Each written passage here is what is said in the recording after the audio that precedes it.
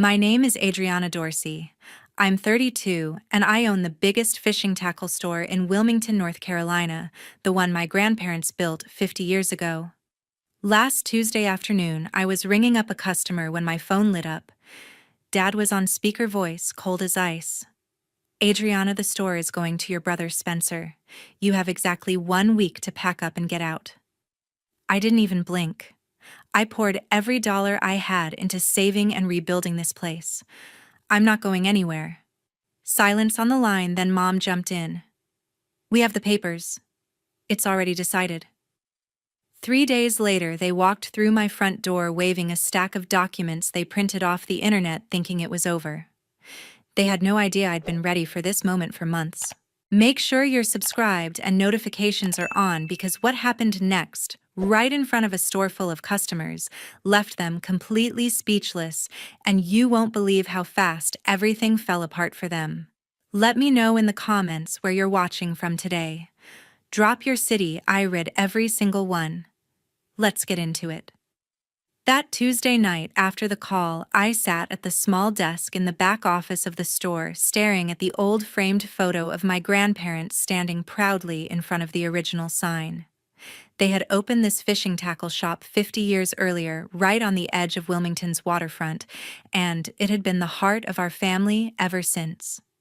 When they passed away a little over a year ago, my grandparents left the store to me alone because I was the only one who spent every summer here as a kid, learning how to tie knot stock shelves and talk to customers about the best spots for red drum. My brother Spencer Dorsey, who is 35, had never shown much interest in the place. He was always busy chasing the next big idea that never quite worked out, and our parents, Eileen and Alan Dorsey, usually backed whatever plan he came up with.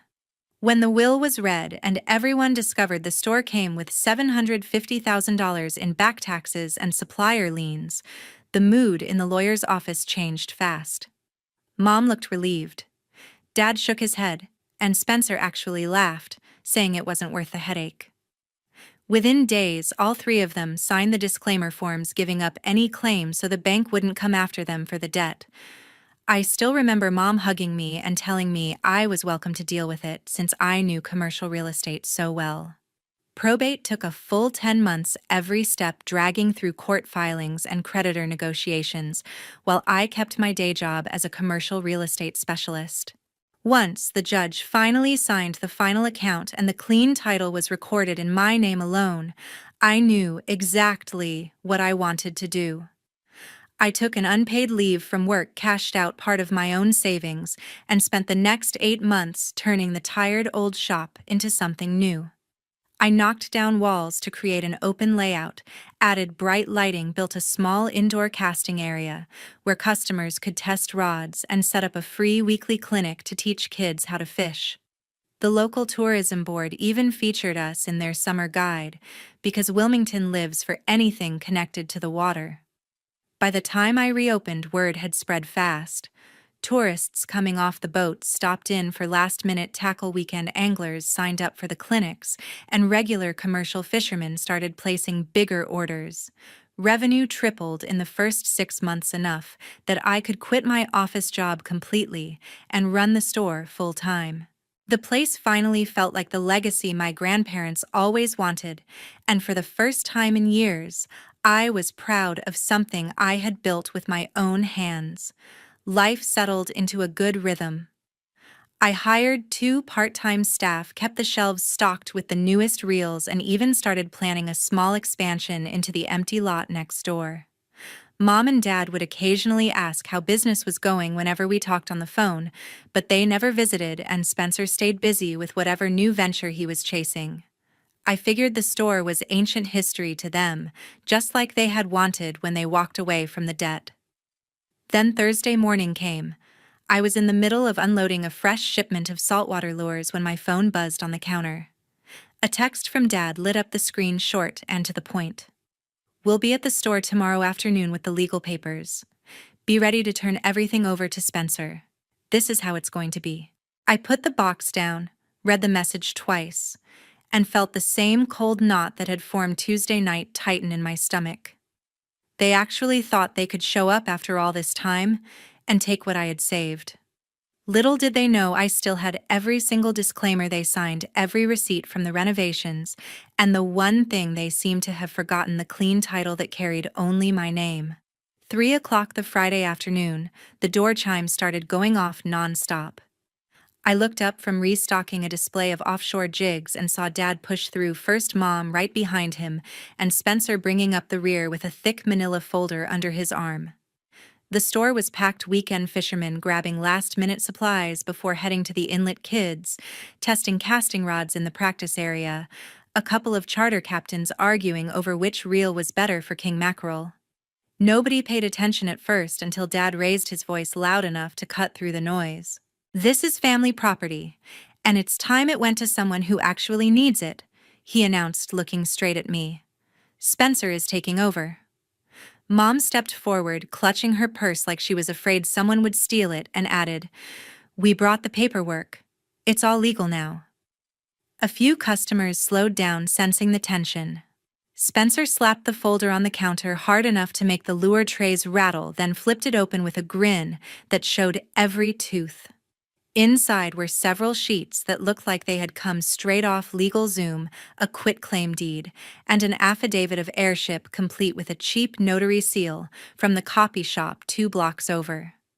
The notary's stamp was crooked, the signature barely legible, but Spencer acted like he was holding the original deed from 1776. Dad leaned in, lowering his voice just enough that the people closest could still hear. "You're a girl, Adriana. You don't need something this size. Spencer has plans, real plans for once."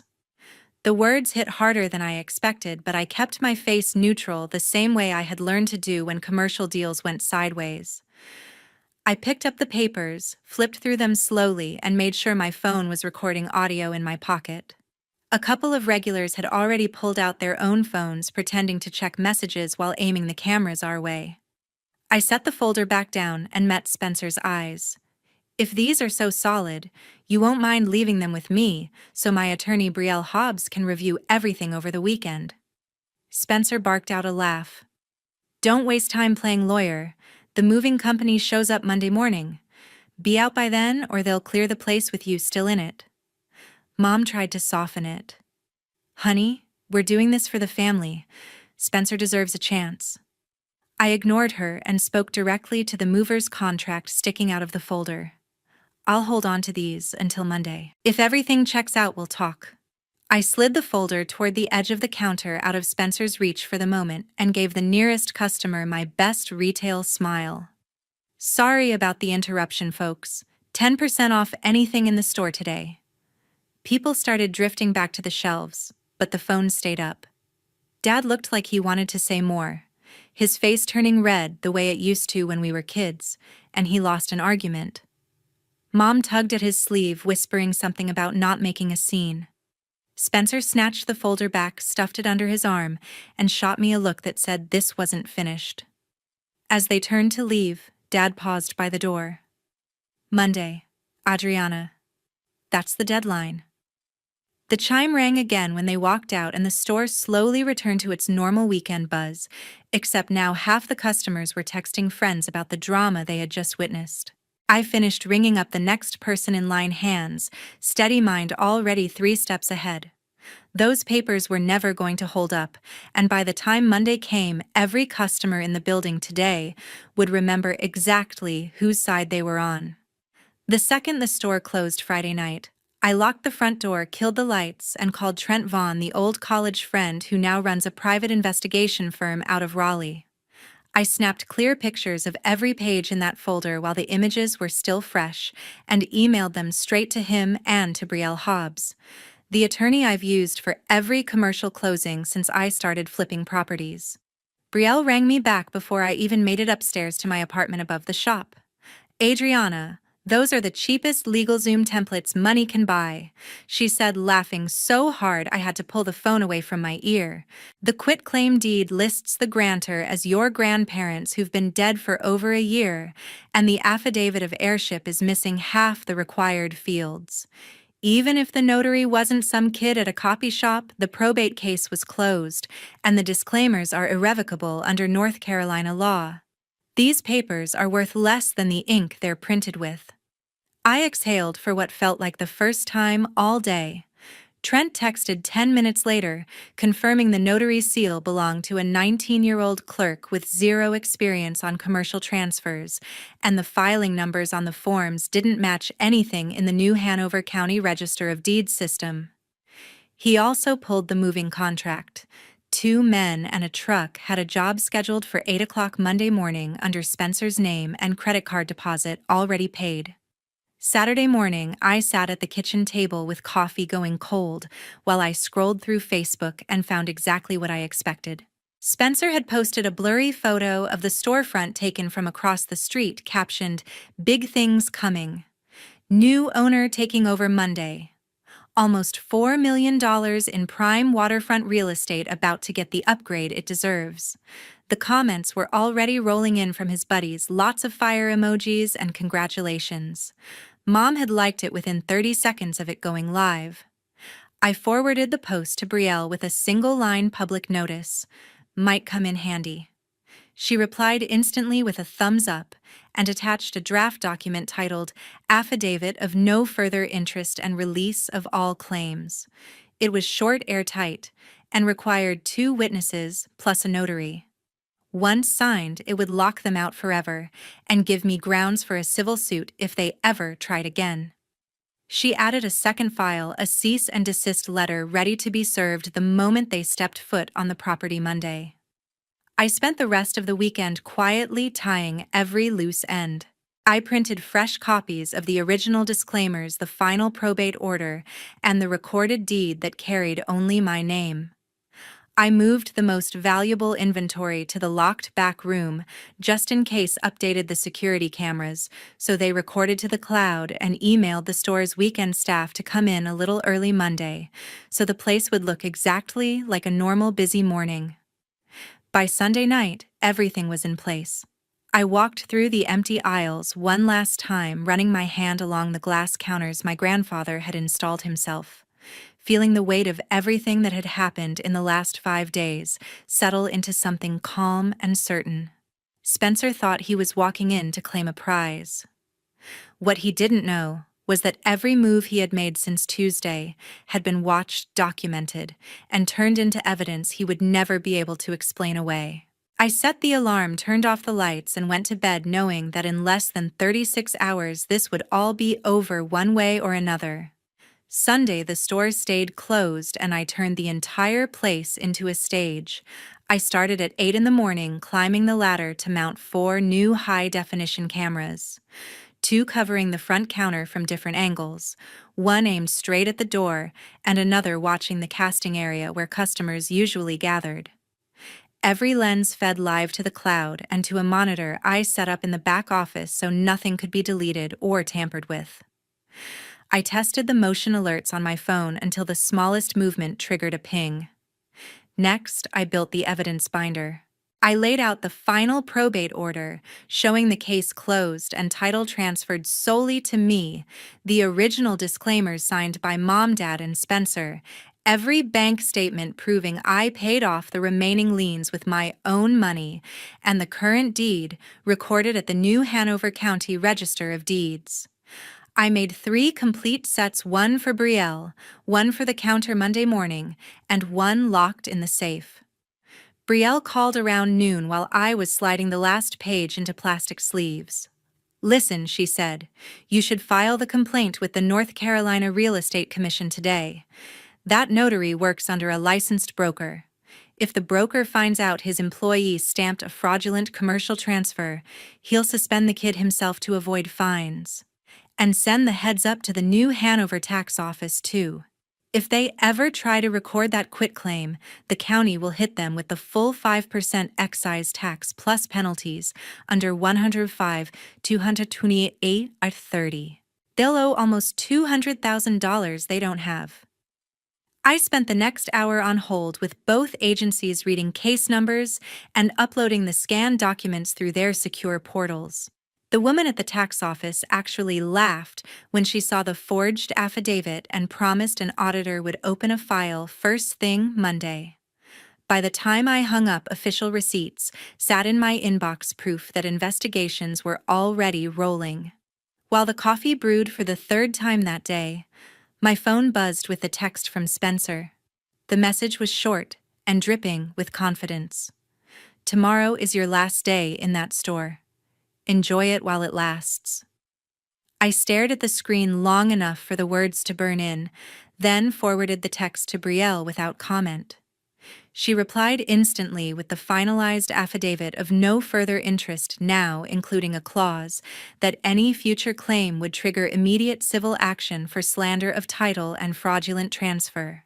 All it needed was 3 signatures and a notary seal, something I planned to have plenty of witnesses for. I walked the floor one more time, moving a few display racks so the cameras caught every inch of open space. I stocked the front counter with fresh coffee and donuts for the early crowd I knew would show up, regular weekend fishermen who had heard rumors and wanted to see what Monday would bring. I even hung a small sign by the register that read, "Free coffee tomorrow, come watch the sunrise over the water," because I wanted the place packed from the moment the doors opened.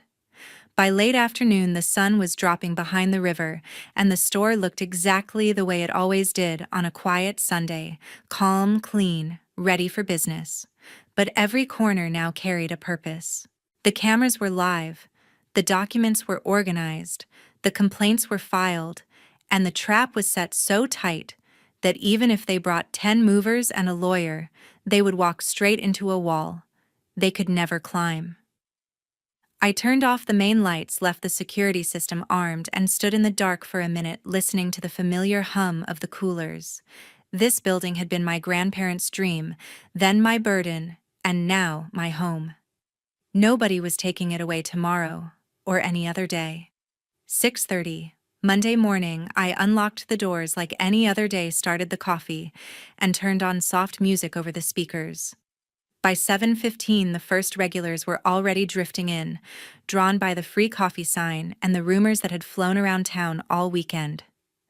Brielle walked through the door at 7:25, carrying a leather briefcase, and a calm smile took the stool behind the counter next to me and opened her laptop as if she belonged there. At 7:58, a white moving truck backed into the parking lot, the 2 men and a truck logo bright on the side.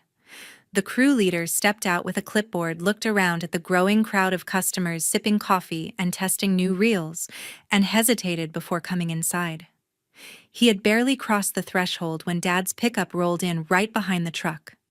Mom climbed out of the passenger side, Dad came around from the driver's door, and Spencer jumped down from the bed, still holding the same manila folder from Friday. They marched straight through the front door like they had rehearsed it.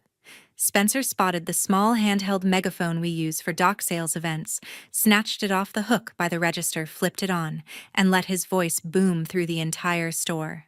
"Attention, everyone. As of today, this store officially has a new owner. Clear the floor, we're taking possession." A dozen customers froze mid-sentence. Phones came out instantly. Someone in the back actually laughed out loud. I stayed seated, reached under the counter, and slid the thick evidence binder across to the crew leader. "Before you touch anything, you need to see this." I opened it to the recorded deed and the 3 original disclaimers. "Title is in my name only. These people signed away every claim over a year ago." The crew leader took one look, pulled out his own phone, and opened the new Hanover County Public Records portal. 30 seconds later, he was shaking his head.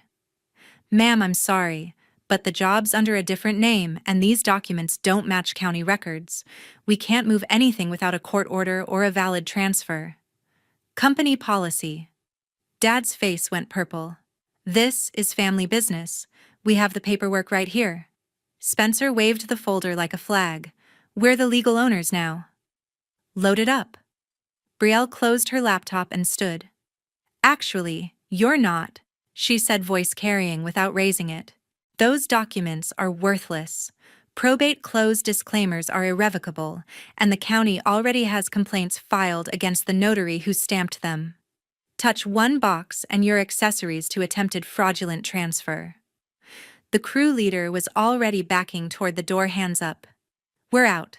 Job cancelled. He radioed the driver and the truck started pulling away before Spencer even realized what was happening. Customers were filming from every angle now. One charter captain I've known for years held his phone steady and narrated quietly. Looks like somebody's about to learn the hard way. Mom grabbed Dad's arm, whispering frantically, but Dad shook her off and took a step toward me. You think you can humiliate us in front of the whole town? Spencer was still clutching the megaphone, breathing hard, eyes darting from the empty parking space where the truck had been to the growing circle of phones pointed at him. The confidence he walked in with 5 minutes earlier had vanished completely. I stayed behind the counter, voice steady. You had your chance to walk away Friday. You chose to come back and make a scene. Now the whole town gets to watch what happens when you try to steal something that isn't yours. The moving truck's engine cut off completely, and every eye in the store turned toward the plate glass windows. Brielle stepped out from behind the counter into the middle of the open floor, holding the stack of fake documents high enough for everyone to see. She spoke clearly and slowly so every phone recording could pick up every word. Let me read these aloud so there's no confusion. She began, flipping to the quitclaim deed first. This document claims to transfer ownership from 2 deceased individuals who died over a year ago. Probate has been closed since last fall, and every heir signed irrevocable disclaimers under North Carolina General Statute 31B. These pages have no legal value whatsoever. A low murmur rippled through the customers. Brielle wasn't finished. She held her phone up, hit speaker, and dialed the North Carolina Real Estate Commission complaint line she had saved from Sunday. The recorded greeting played for 2 seconds before a live investigator picked up. Brielle gave the file number she had opened the day before and added, I'm standing in the property right now with the forged documents in my hand and the individuals attempting to use them. Investigation is active, and the notary's supervising broker has already been notified. She ended the call, dialed the new Hanover County Tax Office next, and put that on speaker too. The auditor recognized her voice immediately. The attempted transfer triggers the full 5% excise tax plus civil penalties under 105-228.30. The woman confirmed loud enough for the entire room to hear. If they file, they'll owe the county close to $200,000 they clearly do not have. Spencer's face went white. Dad looked like he was about to explode. Mom just covered her mouth. The crew leader, still standing by the door, pulled out his own phone and dialed 911 without hesitation. Yes, this is 2 men and a truck at Dorsey's Tackle on the waterfront. We need an officer to stand by for a civil dispute so my employees can leave safely. Possible breach of peace under 14-159-13. Thank you. He hung up and shrugged at Dad. Sorry, man. We're not touching this. Less than 8 minutes later, a Wilmington PD cruiser rolled up, lights off, and one officer stepped out. He stayed on the sidewalk, arms folded, simply observing and taking notes on a small pad. That was all it took. Brielle laid the final document on the counter, the notarized affidavit of no further interest she had prepared Sunday night, already stamped and ready. She uncapped a pen and set it on top. You now have 2 choices, she told them. Voice calm but carrying to the back of the store. Sign this right here, acknowledging you have no claim to this property and never will, witnessed by everyone in this room, or walk out and face a civil lawsuit for fraudulent transfer under the Uniform Fraudulent Transfer Act, Chapter 3923, plus whatever the tax office and the real estate commission decide to add. Your call. Silence fell so thick you could hear the coffee maker hiss. Customers formed a loose circle, phones still rolling. One older fisherman I recognized from the docks muttered, film every second of this. Dad opened his mouth, closed it, then looked at Mom. She was shaking her head, tears starting to spill.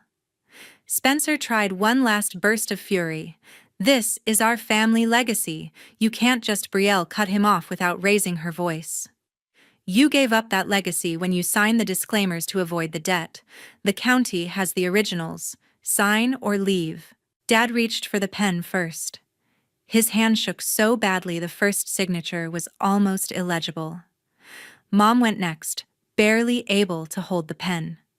Spencer stood frozen until Dad grabbed his wrist and pulled him forward.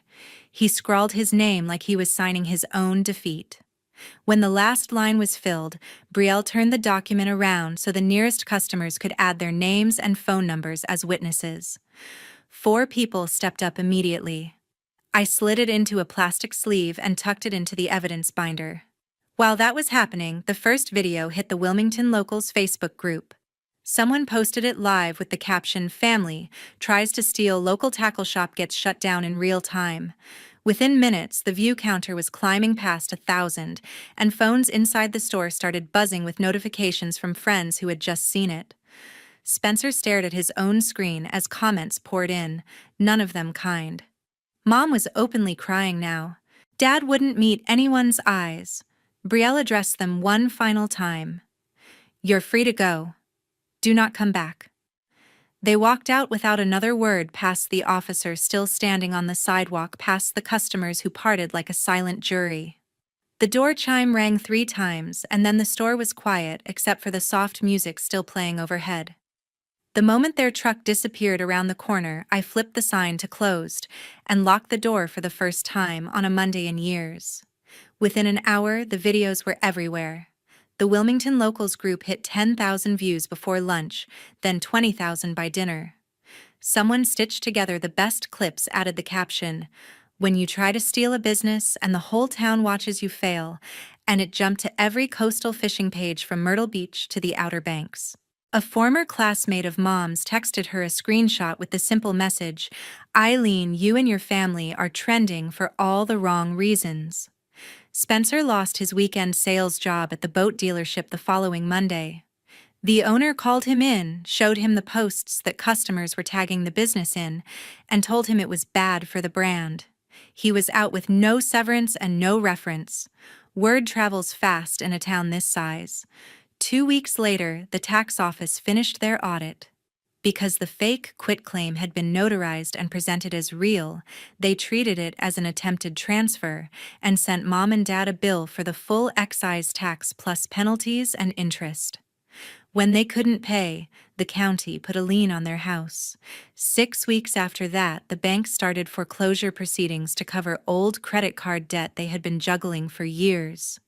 By the end of the second month, they had a for sale sign in the yard and were packing 30 years of memories into boxes. The North Carolina Real Estate Commission wrapped up their probe in record time.